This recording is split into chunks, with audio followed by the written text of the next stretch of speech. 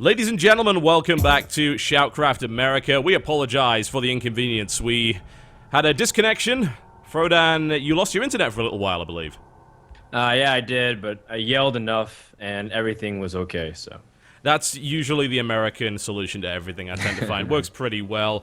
And we also have had that nasty crash.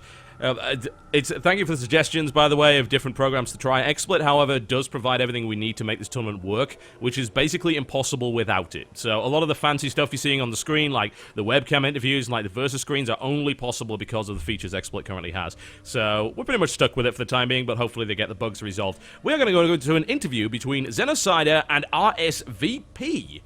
And this is going to be really interesting, because I have not had the chance to hear from either of these guys. So, RSVP, welcome to the show. Hey, thanks for having me. It's all good. You qualified the same as everyone else, in fact. You, if I recall correctly, you were really kind of off the map for StarCraft towards the end of Wings of Liberty for a while. Yeah, so I actually stopped playing. I took a long break, about like a year before Heart of the Storm came out, and when it came out, I started playing again, and I've been playing a lot since then, so... Awesome. Xenocider, you got a lot of hype behind you going into this tournament. I believe you just got back from school, if I recall correctly. Yeah, what's up? Okay. Nobody tells you the hardest part about pro gaming is actually fucking showing up to the match. Like, I haven't gone to the bathroom since like 8 a.m. So I got off the bus and I really need to pee. So I run all the way back with all my textbooks in my bag, and I'm like, oh my god. And then I have to... Since I don't have Windows installed on my computer, I have to like stay here and I can't pee, and yeah, it was a sad time. That's the best story I've ever heard in my life. That's fantastic. Alright, so RSVP, you said you took a break for a while, but you're back and you're pretty damn strong in Grandmasters. Do you think that taking that break actually helped you focus, or has that actually affected your caliber of play? Well, I don't think I was a player that ever, like... I guess it's hard for me to get rusty, I would say, because I don't play super fast or not. Like, I feel like a lot of my play just depends on strategy and just knowing the game. So, although it took me a while to, I guess, relearn what's the current meta game, or, you know, what players do nowadays, it didn't really take me that long to get back into the game. Nice. Now, Xenocider, why do you think it is that there's actually hype following you into this tournament? You haven't really had the chance to play in a huge amount of large events so far, and yet a lot of people know who you are, and they think that you're really, really damn good. So why is that? Well, I play a lot on the ladder, so I end up facing a lot of the top players on stream. And sorry for my webcam delay, but that's just good. Yeah, so a lot of people see me play there, and I get a lot of messages after every game versus like the Muslim Raja. And I also qualified for WCS Challenger, but yeah, I beat Zenio and like the third place guy in Taiwan WCS. And I don't know, I guess that's it. I'm young and attractive, so that might be good. I like this guy. Alright, RSVP. So, you must have run into Xenocider before on the ladder, surely. You guys really go at it.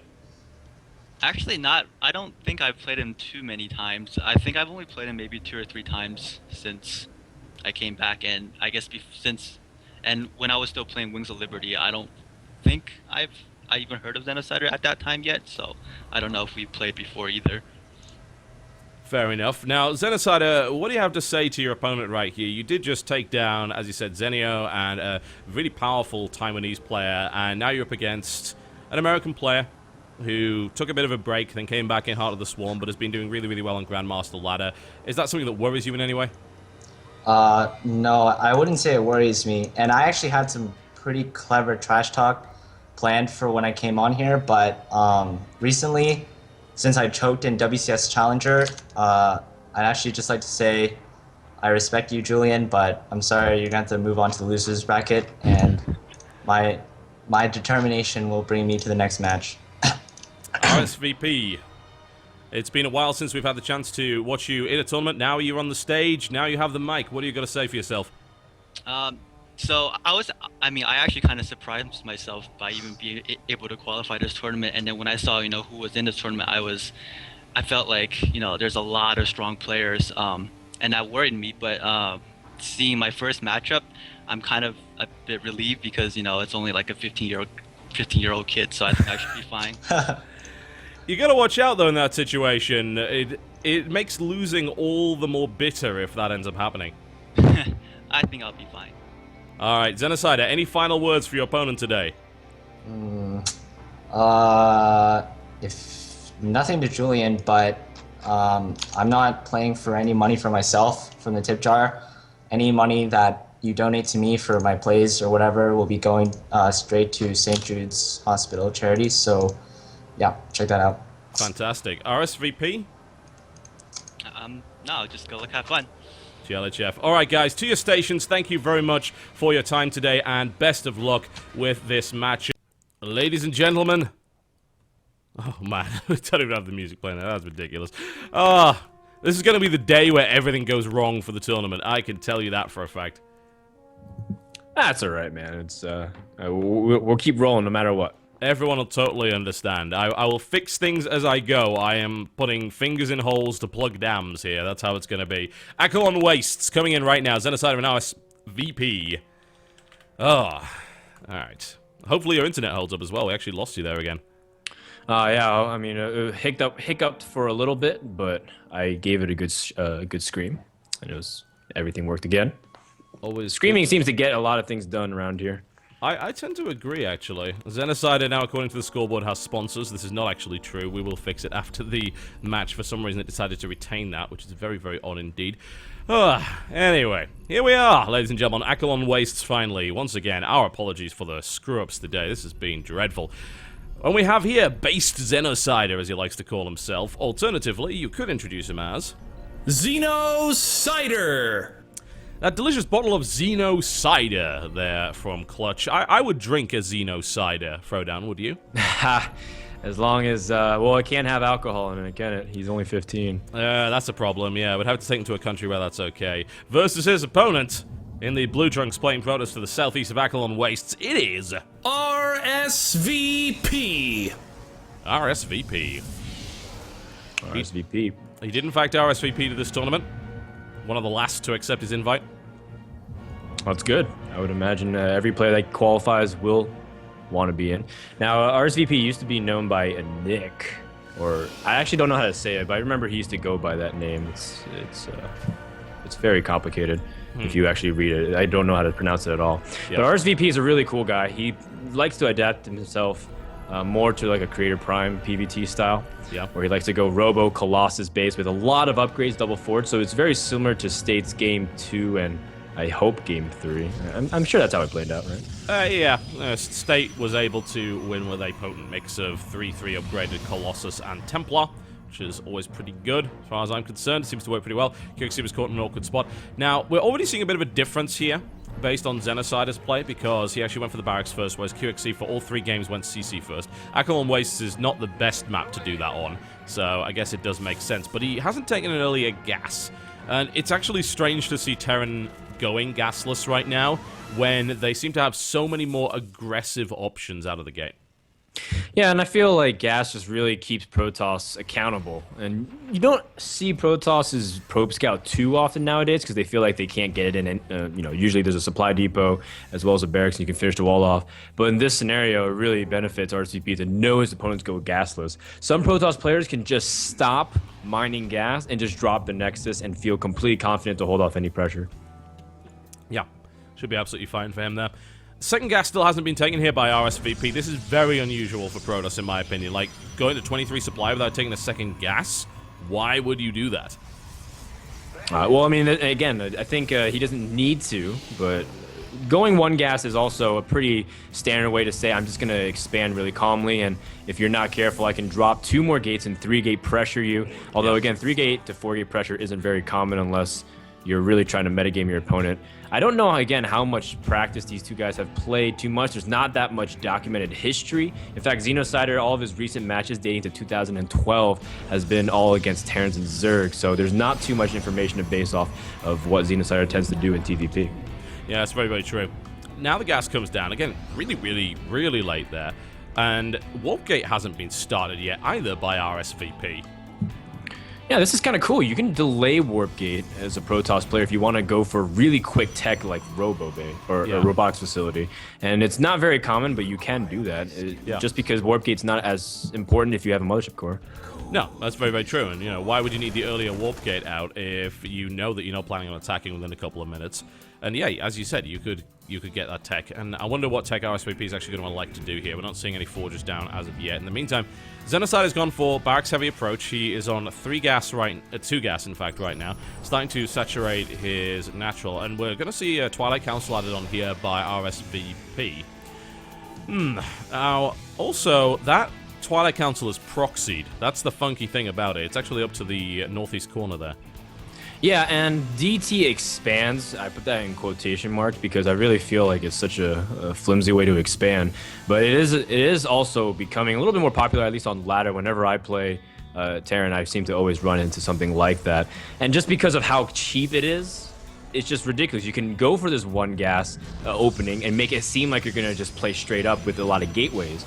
But instead, because of how much cheaper the Dark Shrine is, you can go for kind of a delayed gas, save your gas off your Warp Gate, and go for this tech. This is a really nice mix-up of sorts. And keep in mind that he is going for a Robotics Facility behind this. This is kind of a mix-up of MVP Tails 2-gate DT drop with the Warp Prism, if he chooses to do that. Yeah, and he might. If he's going to build a Robo right now, it would be absolutely fantastic to see that come out. In the meantime, Xenocider hasn't really been able to do anything. He has delayed his factory significantly, I've noticed. Yeah, I mean, he went for 3 barracks right afterwards as a follow-up as well. Now, he does have the engineering bay for the potential turret. Getting that engineering bay just seems really common for Terrans to go earlier on, but how much can he really detect? Just because we haven't seen Xenocider exercise any scans. We've been talking earlier, TotalBiscuit, in State versus RSVP, or versus QXC, that I like that QXC is not greedy with his scans. Xenocider still has yet to really discover what's up in Protoss's base. That's very, very true indeed. It's interesting to see that he just is pretty much completely blind in that respect. And if he saw only that gateway and only that roadway, he'd be thinking, all right, what else is going on? There's no way at this stage you have that. Oh, now that was unfortunate. He actually did try and warp in DTs at the front there, but Xenocider killed him. I don't believe Xenocider knew what that was, though. Although, actually, he starts a missile turret right now, so I think he smells it. He definitely smells it. The Warp Prism, of course, will bypass this. If he gets... oh, second one is coming down as well here. Yeah, in the mineral line. Nice. Yeah, Xenocider definitely knows what's going on now. Yeah, if you can kind of make out the form of it, also the fact that you can't attack the units directly, just because the DTs are warping in, then you can kind of immediately read. But that's a great... intelligent decision from Xenocider regardless, just to make sure you can't be too careless against a player like RSVP. Now, this is coming in really late. Oh, you see the Marines are going to stem and immediately take out the Warp Prism. That's also really huge. DTs are trapped now. Yeah, these guys are not doing anything. Xenocider just shut this down as hard as you possibly could. He turned around, smacked it, and said, not in my house. And there comes the scan. There was, of course, no missile turret there, but losing a Warp Prism and 2 Dark Templar in change for a scan and a single SCP is under no circumstances very good at all. This Gambit, in my opinion, completely and totally shut down by Xenocider, and Xenocider, known as kind of an aggressive player, has just been playing nicely defensive up to this point. He is wandering out with he just starts his combat shield, so this is a little bit of an odd poke, I guess, because he doesn't have combat shield, and this Colossus is most likely going to come out. But he could drop here. He could try and just apply... There we go. Just try and apply a little bit of pressure with Medivacs. Yep. Just like in Protoss versus Zerg, if Protoss opens DT, Zerg can just kind of push with roaches. It's the same concept. Just Protoss invested so much into it. There's no way he can have a full-out force defend 2 areas at once. But in this scenario, Xenocider is just going for a double drop into the main and trying to do critical damage to the infrastructure. RSVP is following up with Colossus and Charge. A very common way to just... patch it up because you have both techs. Why not explore it? But Xenocider is still doing a good job controlling it inside, and if RSVP isn't careful, he could just straight up lose from this point. He very, very well could. That was a nice little... Oh, that Medivac is the luckiest Medivac in the history of mankind. It has 1 hit point to its name. It is barely still flying. It's basically like the plane that I took the red-eye from LA back on last night. My God, that was not fun. 5 hours of rattling, yeah, you're pretty much like, well, I had a good life. Time. This is how it's going to be. But Xenocider right now is in a decent position. He wasn't really able to get as much damage as I think he wanted there, though. I mean, you know, he takes out a couple of units and maybe a pylon. That's not ideal. And, oh, he's gonna Doom drop this. He shuts down the Observer, and now RSVP's gonna think to himself, where's that drop coming from? Is there a drop even coming? Where is it? Who knows? RSVP smells it. He's moving into position, but 4 Stalkers is not enough to stop this. No, it is not, and we see that the Stalkers immediately are getting picked off, and Xenocider trying to beat his opponent to the chase. The one Colossus does provide a pretty scary support for the Protoss army, and this is kind of what I was saying. I was really kind of confused that Xenocider hasn't been trying to drop in multiple places at the same time and really spread Protoss thin. It seems that Xenocider has been confronting RSVP's forces straight up, while RSVP in reality shouldn't be able to split his army into 2 factions if Xenocider decided to poke both at the natural and the main base. Yeah, you wouldn't think so. It's very difficult, though, because, of course, RSVP does have good observer coverage, and it's swinging nicely between the natural, and it's actually going to try and take a 3rd as well. That could be a little bit risky, spreading your force out even more than that. The drop's going to see that. It's currently playing Runaway from the Colossus right now. And here is that double drop that you were talking about. Now that 3rd's been taken, this is a great opportunity to do that. However, the feedback comes in, shuts down 1 medevac, but the rest of the units are now finally making their way in there. And Xenocide has been looking for a chance to do damage, and now he gets it. Yeah, this is huge, because during this entire time, RSVP has been probing really greedily. RSVP wisely warping in a DT to try to pick off some of the units of the drop. Xenocider not paying attention to the drop of the 3rd either. Yeah, that's very true. It seems like Xenocider was really focused on that drop in the main. I don't blame him. That was actually pretty big. 13 workers killed. That was significant disruption to the economy of his opponent, and he takes a 3rd behind it. So his 3rd orbital command is already down where it should be. Things are going really well for him. Xenocider still doesn't really have the... He is actually playing delaying right now. He doesn't really have the tech to deal with a large number of Colossus. But the amount of economic damage he's done has slowed down that Colossus production. There's only 1, and there's actually Templar down instead, but there's only 3 of them. So it's not a terrible position for Xenocider to be in, but it seems a bit knife-edge to me. Yeah, it's still kind of very precarious for both sides. RSVP is going for a 1 Colossus fake into Templar, and actually the dividends have already been paid off. He's getting 2-2.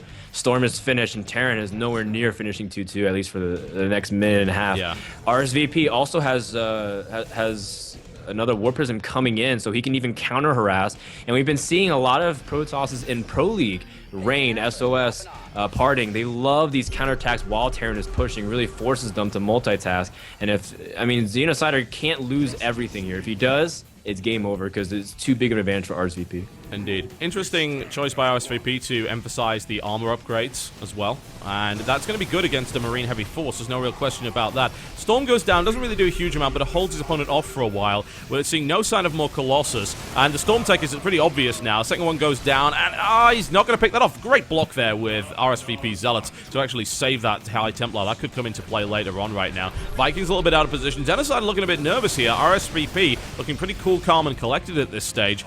But we are still in a situation where the Terran did have the economic advantage for quite some time, and if his economy really powerhouses it out, then that's going to be pretty ugly here for RSVP.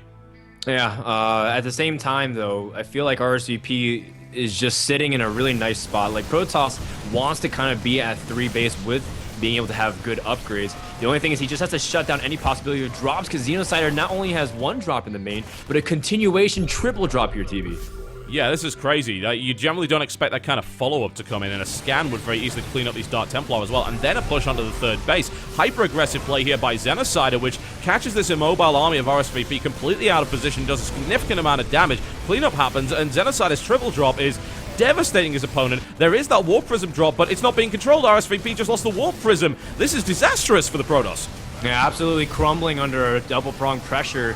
And Xenocider, he's been able to really avoid the High Templars as well. He's constantly scanning to see if it's safe. The Storms are on the units, but does it really even matter? The Marauders are just eating them. It doesn't even have any consequence whatsoever. It's 45 splat 180. Xenocider just rolled RSVP really hard there. And it was interesting that we were talking earlier saying, oh, he seems a little bit nervous and, maybe he's not controlling things correctly, but he suddenly kicks into high gear, does those ridiculous drops. I love the follow-up drop as well, because you'd never expect that, especially something that's triple the strength to follow up after that. So, okay, I'll warp in a few DTs, I'll handle the drop, everything will be just fine. I've got this under control. And then the surprise drop comes in again as your force is swinging around to defend the 3rd base. And the difference in losses was ridiculous. RSVP lost 12,000 resources worth of units, 4,700 lost by Xenocider. Incredibly efficient and ridiculously aggressive play. Yeah, and I kind of wanted to applaud Xenocider for being able to find or thread the needle per se, just because RSVP was doing such a good job defending initially. But after a while, you can see that he had really trouble playing fast. He was saying that in the pregame interview. I had trouble. I don't really have that much high APM, but I want to play good strategy. And his strategy was on point because we've seen players pull this off in GSTL. And I want to kind of commend Xenocider for being able to exploit his opponent's weaknesses because of that. Yes, I think that was really, really nicely played. It took a little bit of time for Xenocider to really get into the swing of things, I feel. But once he did, it was really awesome to watch, and those drops just tore the Protoss to pieces. The counter drop play was not well controlled, and as a result, the Warp Prism was shut down very, very quickly. Absolutely, couldn't agree more. Yeah, it was pretty damn cool. All right, folks, we're going to be going to Game 2 very shortly between Xenocider and RSVP. Let's see if RSVP can come back. The failed Dark Templar drop was perhaps what really stuck it in there for him. If he'd actually done more damage with that, that could have been a completely different game. Let's see what other tricks he has up his sleeve. We'll find out after this break.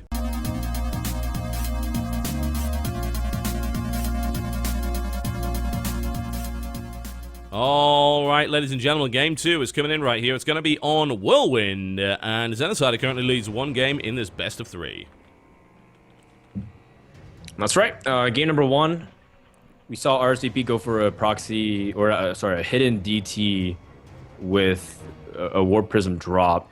And normally if you do that kind of build, especially if you go 2 gates and you want to get the fastest Dark Templar possible, normally you go for around 745, 744.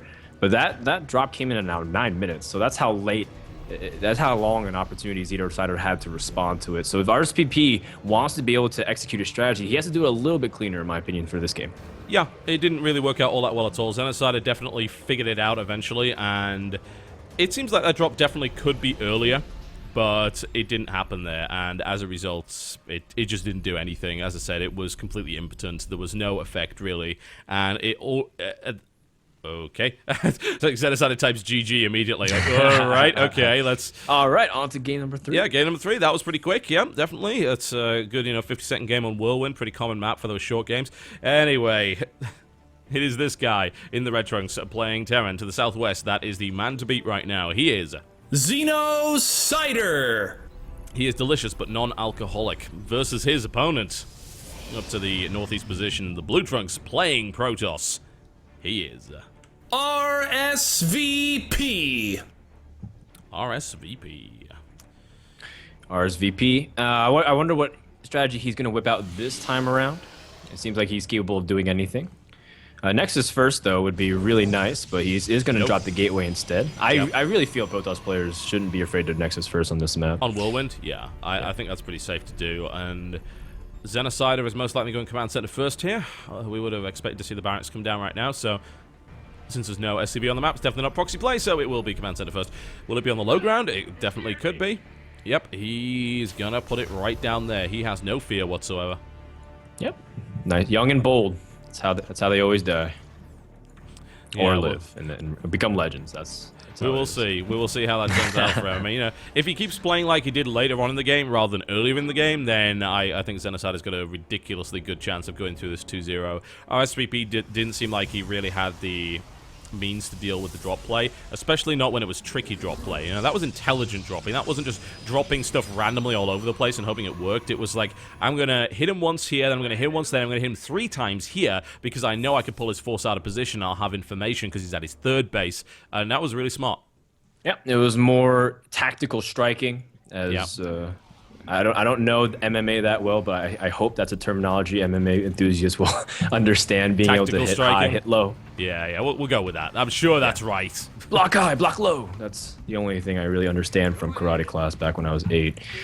Xenocider, for those of you who may not know him that well, has been around for quite some time. He's been trying to play in some qualifiers, where he most notably took out Xenio. He's even beaten players like Huck and Katz in the past. So this guy, this kid, has been around, but he plays like a man as far as I'm concerned. I would tend to agree. You can't really argue that age is a factor when you've got people like Life just rocking it up right now, and it seems to be the same with some of these really aggressive Terrans that we're seeing coming out. We're seeing a lot of kind of younger players involved in this particular tournament, and though we've seen, I think, at least 2 or 3 like 15 or 16-year-olds. Actually, Neeb was definitely a 16-year-old, and Xenocider, I think, is the youngest at was it 15 or 16? I can't remember. I think, yeah, he was 15, wasn't he? So that was, I mean, that's crazy right. when you think about That's it. That's right. Xenocider never had the opportunity to play with Hot Wheels. No. He's too young. No, he didn't. He probably doesn't even remember Mighty Max. Oh, God. Yeah, he that's most certainly did not. I think AOL 6.0 or something was out by the time he was able to understand what was going on the internet. You've got mail. Oh. You've got hellbats. RSVP is going for a quick Nexus with no units originally. He went Gateway Cybernetics Core, but scouted Command Center first and dropped the Nexus. Yeah. And that's kind of like what we were alluding to earlier. If you see your opponent playing greedy, why not just play greedy yourself? Yeah, why not? It would be, of course, super unfortunate if Xenocider was able to miraculously micro these 7 Marines and actually kill both the Stalkers of RSVP and get into the natural. That would be a bit ugly, but with the Mothership Core on the way, that seems fairly unlikely to happen. And, of course, he knows exactly what's coming at him. Grabs his Zelnaga Watchtower in the center there, and everything's looking pretty slick for him so far. You can go for an early Marine poke. Some players have favored doing that. Innovation comes to mind, where you just try to see if you can force an early Photon Overcharge, or if Protoss is playing too greedy, pick off a Sentry, even the Mothership Core, just because Marines can chase it down. Yeah. So, but at the same time, you don't have to. No, you definitely don't. We're seeing Xenocider go for the Engineering Bay as well, so things are looking pretty good for him, and it's a nice timing to have it. If there's some funny business going on, which he doesn't know about, then he'll be pretty well prepared to deal with that, but it also means he can start his upgrades at a pretty decent time. He's got the stim pack down. There comes the factory once again, seeing some of these players just favoring that later factory timing now, but that's a fairly fast Robo Bay coming out here from RSVP. Yeah, it's the quickest Robo Bay possible. Now, I want to see how RSVP chooses to follow us up, because if he adds mass amount of gateways, he could just 3 Colossus push. And on a map like Whirlwind, it's not too bad, because there's not too many spots where Vikings can be able to pick off the Colossus really safely. Even though you could try to go in from a weird angle, you're not going to be able to reinforce it if the Stalkers get into a nice covering position. And the ramp is still pretty wide. That said, it is pretty far cross-ground position, so I don't know what RSVP is up to. I don't think he's going to try to go for a fast 3 base, though, anytime soon. The stealthiest Marine ever is actually hiding in the trees over to the east of the map, to the point where I can't even angle to see it. It's like, that was nicely placed there by Xenocider, but it's so odd, isn't it? And then we're seeing a Twilight Council going on behind this as well, where, without a forge. He could be faking the Colossus tech. What, going straight to Templar again? Yeah, he could be doing that. It's a possibility. Yeah, that might work. I mean, if Xenocider goes for a super Marine heavy approach and doesn't actually get the meat in there, then that could be really ugly. But I've always said, and I think this has become less true now, I feel, but in the past I've always said that going for earlier Templar doesn't make a huge amount of sense, because Templar are always at their most effective when there are larger armies in play. It depends too, though, because some players are using it strictly for feedbacks. Yes. Parting, for example, has just used Templars for feedbacks and going for a charge lot Archon 2-2 attack if he needs to do that. And if you see his games in Pro League, it really exemplified that. Yeah, that's absolutely true. So we'll see if we spot early Storm coming in from RSVP or not, or if he even decides to go for it. Yeah, there it is. So with the charge coming in, you may very well be right. This could be that 2-base, 2-2 Zealot Archon timing attack. There is no follow-up Colossus here. So I'm thinking RSVP is hoping that this Colossus gets scouted. The rollout is coming in. The Colossus is still pretty good. I mean, you can use it against the push that generally comes around this time. Obviously, the push is a bit later because of the later factory, but this push could do damage. It's not a very big army from RSVP, if we're totally honest. It's like a Colossus, couple of Zealots, some Stalkers. No, it's not much. It's not much at all, but most importantly, TB, is that during this entire time, RSVP has been on 1 gate production, 1 gate, 1 robo production, because he dropped that 3rd Nexus like I was saying. I don't think he should have done that. Yeah, I don't know if he can handle this. No, I mean, he didn't put it at the front, obviously, but this may have been a bit too greedy here by RSVP. We've got the factory complete, we've got everything rolling out, and we've also got the armory coming in, so we could see Hellbats mixed in, but it could also just be for upgrades. But with the timing, you'd think there's probably going to be maybe a Hellbat or 2 thrown into this mix, and Xenocider has kind of a scary army now. Charge is about to finish, but the Zealot count's only at 6. I don't know about this. I mean, again, it really depends. Or is waiting for a while. If he spots this third base and kills it instead, I still think he's in a really nice position. And he's taking out the observer count as well. Oh, whoa, he's going to go for a quad drop. That's incredibly aggressive. And actually, that has worked out in his favor. RSVP's rolling out thinking, oh, now he's thinking, oh, God, where's the army? Is this a fake? Is Xenocider actually going to draw him back into his main and then hit the natural? Because he's waiting. Could be. Xenocider right now still has a pretty decent window where he can strike, but at the same time, if he's just going to line him up out completely, that's just exactly where RSV would prefer to fight. Although right now he's fighting pretty separate, as Stalkers are now trying to retreat to his Colossus. Overall, Xenocider is also trying to see if he can do something with his bio out into the outside the natural, but he also just stimmed and just sat there. Yeah, that's a little bit. I like the plan here by Xenocider, but it did look like it was a little bit. Yeah, he was, I wouldn't say cautious, but he was a little bit nervous, and that stim doesn't really do anything. Feedback comes in, however, Xenocider is still doing damage. If he gets into the probe line here and is able to cut down a lot of these workers and still get out with his army, then I still like this for him. Now, has he seen that third base? He has not. He does not know about that. He takes the main Nexus out and is now going to escape as well.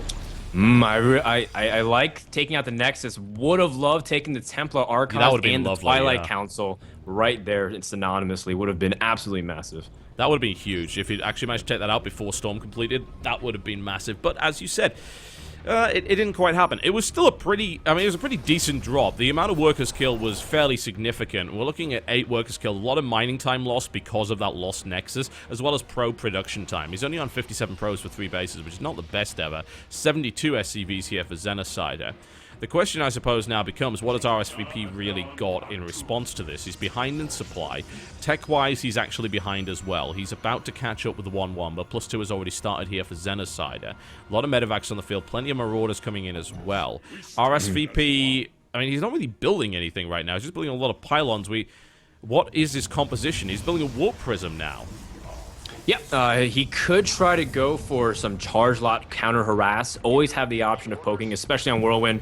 There's 2 openings to the third base, so Terrans aren't very cautious to wall off. So if you can abuse that, you can really capitalize on their mistake. But you know, normally in this case, TotalBiscuit, and I love that you point out that he's down in supply. It's okay if your upgrades are better than your opponents. Yeah. But in this regard, there's no opportunity for RSVP to get the upgrade because he's been playing so greedy with his gas, going Robo or going Colossus into Templar. So in this regard, I think that Xenocider has an insurmountable advantage for the moment just because there's just really nothing going on for RCP. He's forced to play in 3 different spots. He's dropping the main and poking at the third. Yeah, I mean, he doesn't know that the third's there, but he's there now. And I guess he has to assume that, considering the size of the army. It's like, is there a third base, maybe? Let's go and check. And he finds it, and then the big drop comes in. He takes a pretty bad engagement at the third base, and the defense is looking good. But this is the concern here. The Templar Tech's about to die. He might even lose the Twilight Council as well, which would not be good at all. And the Nexus looks like it's going to die again. Yeah, great job. He's even kiting the Zealots at the third base. Has units at the or just outside the natural and the third base, picking off straggling Zealots. This is great multitasking from Xenocider, being able to effectively control all units. Look how weak the units are into the main, but it doesn't matter because there's not enough units from RSVP. He's now warping into the main base, trying to storm at the third, but there's just so much action. Xenocider again using his speed to run circles around his opponent. Man, it's insane. Yeah, Xenocider is the kind of sports car that goes 0 to 60 in about 20 minutes. But once it hits 60, it goes to 120 in about 2. It's really impressive to watch. Like, when he actually breaks out this double or triple pronged attack play, he's ridiculously fast. And he's done a lot of damage here. Has he done enough? Hard to say. You know, he took out the main Nexus again. He took out a lot of tech as well. RSVP's definitely behind here, but he didn't deliver the killing blow.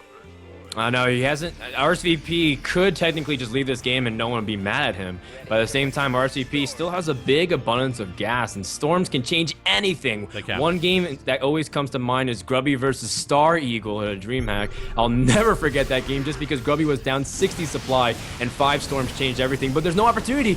Again, Xenocider pushes in, and he's got Hellbats this time. And there's nothing that these charge lots can do against a bunched up bio army with Hellbats on the ramp. No. And the force fields didn't really help him there at all. He tries to get a better concave. Down go the mules. He says, get out of this game. And there's the GG. And Xenocider cruises to victory here against RSVP 2-0. Very well played there by Xenocider. Again, really showing why Whirlwind is a little bit tough map for Protoss to defend on. Although, again, RSVP took an unconventional third base. It was off towards the right side, away from his opponent. Normally, you see a nice triangular formation with expansions, but in this regard, RSVP tried to play sneaky yet again. And this time, Xenocider was able to call that bluff completely. He didn't even have to hesitate, really.